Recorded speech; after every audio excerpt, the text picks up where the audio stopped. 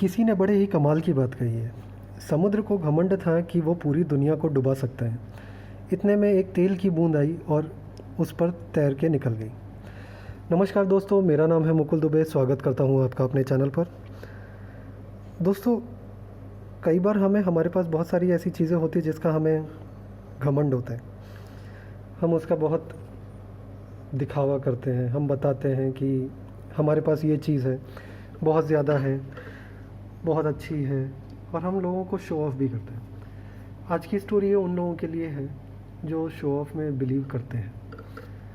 तो बिना टाइम बिगाड़े दोस्तों, चलिए वीडियो की शुरुआत करते हैं। एक बार की बात है, कुबेर तीनों लोगों में सबसे ज़्यादा धनी थे। एक दिन उन्होंने सोचा कि हमारे पास इतनी संपत्ति है, लेकिन बहुत कम लोग ही इसके बारे में जानते हैं। इसलिए उन्होंने अपनी संपत्ति का, अपनी दौलत का प्रदर्शन करने के लिए एक ग्रैंड रिसेप्शन, जैसा हम बोल सकते हैं, खाने का उन्होंने किया। उन्होंने एक भव्य भोज का आयोजन किया। उन्होंने सोचा कि मैं इसे ऑर्गेनाइज़ करता हूँ और उसमें तीनों लोगों के, सभी देवताओं को भी मैं इनवाइट करूँगा, सबको आमंत्रित करूँगा। भगवान शिव उनके इष्ट देवता थे, इसलिए उनका आशीर्वाद लेने वह कैलाश पहुँचे और कहा, प्रभु, आज मैं तीनों लोगों में सबसे धनवान हूँ और ये सब आपकी ही कृपा से हुआ है। आपकी कृपा का ही ये फल है। अपने निवास पर एक भोज का आयोजन करने जा रहा हूँ मैं। अपने घर पर मैं एक खाने का आयोजन करने जा रहा हूँ, तो आप अपने परिवार के साथ वहाँ पर आएँ और पधारें। भगवान शिव कुबेर के मन का अहंकार समझ गए कि वो क्या बोलना चाह रहे हैं। तो भगवान शिव बोले कि वत्स, मैं तो बूढ़ा हो गया हूँ और कहीं बाहर जाता भी नहीं हूँ। तो कुबेर थोड़ा गिड़गिड़ाने लगे कि नहीं भगवान, आपको आना ही पड़ेगा। आपके बगैर तो मेरा सारा आयोजन बेकार हो जाएगा अगर आप नहीं आएंगे तो तब शिव जी ने किया कि ठीक है, मैं नहीं आता हूँ, तो एक दूसरा सॉल्यूशन है मेरे पास। मैं अपने छोटे बेटे गणपति को भेज देता हूँ, वो खाने में आ जाएगा। कुबेर ये सुनकर संतुष्ट हो गए और चले गए वहाँ से। तो जो उन्होंने टाइम डिसाइड किया था कुबेर ने, उन्होंने उस टाइम पर भव्य भोजन का आयोजन किया। तीनों लोगों के देवता पहुँच चुके थे। अंत में गणपति आए और आते ही कहा, मुझको बहुत तेज़ भूख लगी है, भोजन का है। कुबेर उन्हें ले गए भोजन से सजे कमरे में, जहाँ पे भोजन उनको परोसा जा रहा था। सोने की थाली लाई गई परोसने के लिए, उसमें उनको भोजन परोसा जाने लगा। क्षण भर में ही परोसा हुआ भोजन ख़त्म हो गया। दोबारा खाना परोसा गया, उसे भी खा गए गणेश जी।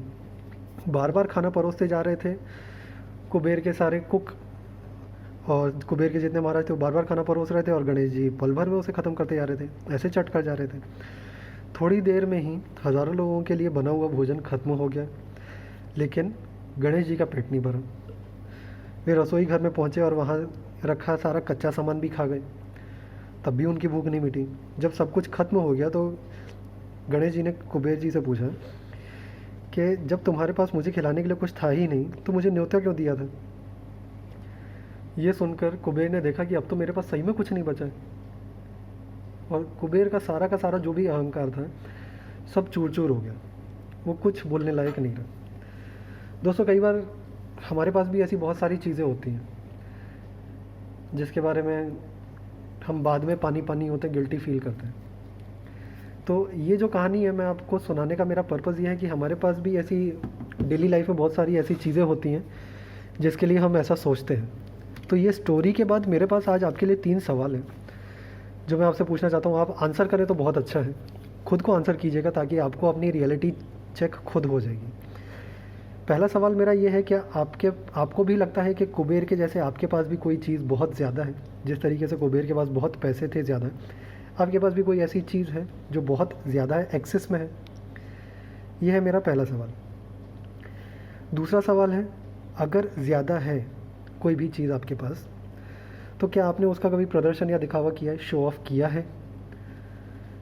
ये है दूसरा सवाल। तीसरा सवाल, अगर आपने कभी दिखावा किया है तो वो किसी को नीचा दिखाने के लिए या किसी को कुछ साबित करने के लिए किया है?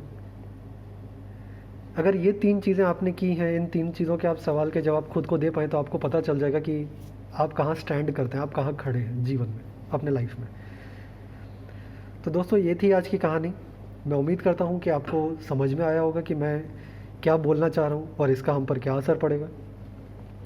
उम्मीद करता हूँ एक और चीज़ की, इस कहानी को सुनने के बाद, जो कि रियल है कहानी, इस कहानी को सुनने के बाद आपको अपना स्टैंड क्लियर हो जाएगा कि आप कहाँ स्टैंड करते हैं और आपको क्या करना चाहिए।